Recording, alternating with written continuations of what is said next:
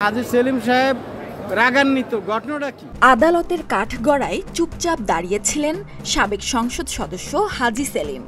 কথা বলার জন্য কাঠগড়ার কাছে যান তার আইনজীবী প্রাণনাথ রায়। আইনজীবী হাজী সেলিমকে ওকালতনামায় স্বাক্ষর দিতে অনুরোধ করেন। আইনজীবীর এ কথা শুনে ক্ষেপে যান হাজী সেলিম। তিনি রাগান্বিত স্বরে চিৎকার চেঁচামেচি করতে থাকেন। তার চিৎকার শুনে এজলাসে উপস্থিত অন্যরা হতবাক হয়ে যান। আজ বুধবার ঢাকার চিফ মেট্রোপলিটন ম্যাজিস্ট্রেট আদালতে এই ঘটনা ঘটে। আজ বিভিন্ন হত্যা মামলায় হাজী সেলিম সহ 10 জনকে গ্রেপ্তার দেখানোর আদেশ দিয়েছেন আদালত।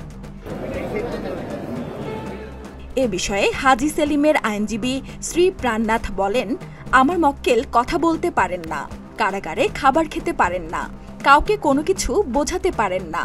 এই অভিমানে রেগে গিয়েছিলেন। এজন্য তিনি ওকালতনামায় স্বাক্ষর করতে চাচ্ছিলেন না। কিছুক্ষণ বোঝানোর পর স্বাক্ষর করেন। তাকে বলেছি, সিস্টেমের বাইরে তো কিছু করতে পারবো না। উনি বলতেছেন আমি তো খাইতে পারতেছি না। তিনি বলেন, আমার মক্কেলকে 19 মামলায় গ্রেপ্তার দেখানো হয়েছে, বিভিন্ন মামলায় রিমান্ডে নেওয়া হয়েছে, এখনো 10 দিনের রিমান্ড পেন্ডিং রয়েছে।